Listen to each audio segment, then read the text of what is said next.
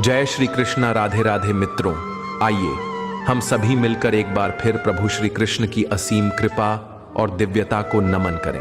हे कृष्ण, जो भी आपकी इस वीडियो को आज पूरा अंत तक सुनेगा उसकी सभी मनोकामनाएं शीघ्र पूर्ण कर देना। और जो भी भक्त इस वीडियो को लाइक करें, चैनल को सब्सक्राइब करते हुए कमेंट में जय श्री कृष्ण लिखें और इस कथा को पूरा अंत तक सुने, उसके सारे गलतियों को माफ करके क्षमा कर देना। तो चलिए मित्रों, अब देर ना करते हुए आगे की कथा आरंभ करते हैं। मित्रों, प्रभु श्री कृष्ण हमेशा हमें वही प्रदान करते हैं जो हमारे कर्मों, हमारी क्षमता और हमारे भविष्य की दिशा के लिए हितकारी होता है। वे वहां तक देख सकते हैं जहां तक हमारी दृष्टि कभी नहीं पहुंच पाती। हम केवल वर्तमान और अतीत में उलझे रहते हैं, जबकि वे हमारे आने वाले कल का भी हिसाब जानते हैं।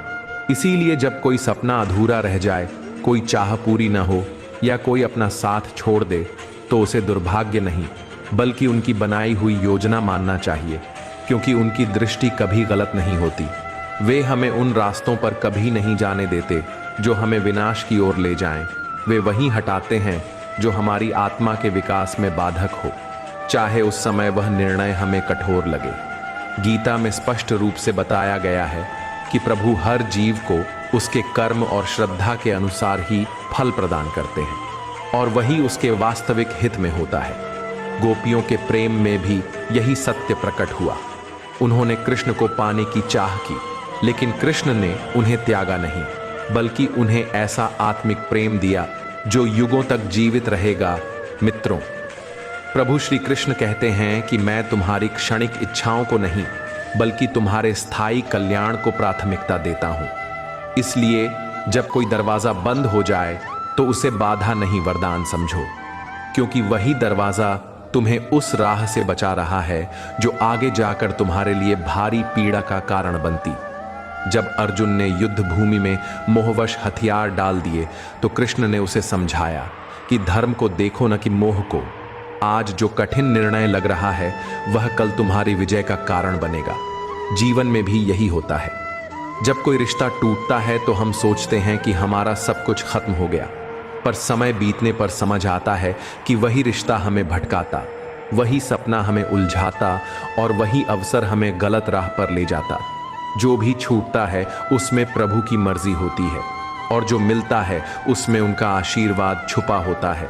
इसलिए यदि किसी की दूरी से दिल रोता भी है तो याद रखो, संभव है वह दूरी तुम्हें भविष्य की भारी विपत्ति से बचा रही हो। कृष्ण का संदेश यही है कि जो तुम्हें मिला है उसमें कृतज्ञ रहो और जो नहीं मिला उसके लिए भी आभार मानो, क्योंकि मैंने तुम्हें उसी से दूर किया है जो तुम्हारे लिए हानिकारक था। तुम आने वाले कल को नहीं देख सकते, पर मैं सब जानता हूं। इसीलिए जब जीवन तुम्हें समझ न आए तब भी प्रभु पर भरोसा मत छोड़ दो।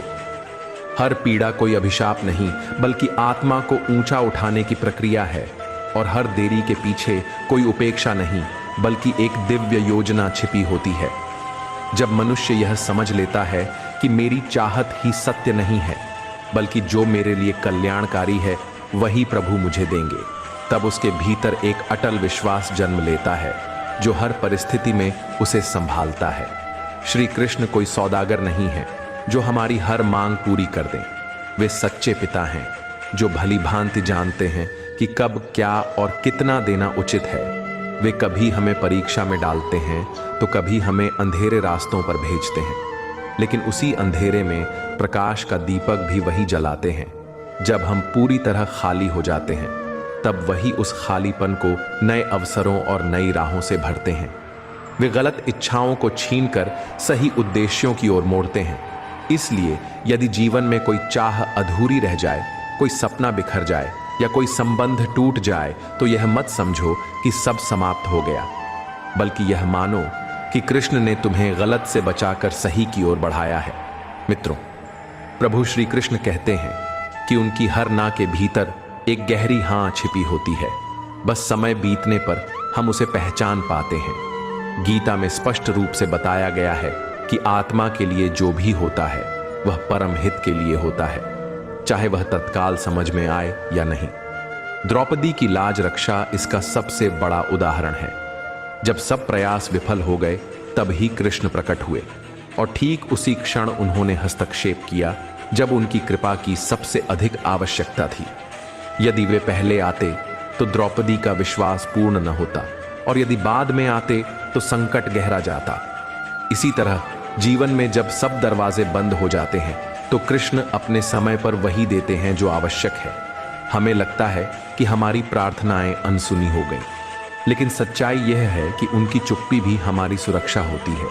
कई बार हम अपने मन का रास्ता चुनकर पूरी लगन से दौड़ते हैं, लेकिन अचानक वह टूट जाता है और हम स्वयं को धोखा खाया हुआ मानते हैं।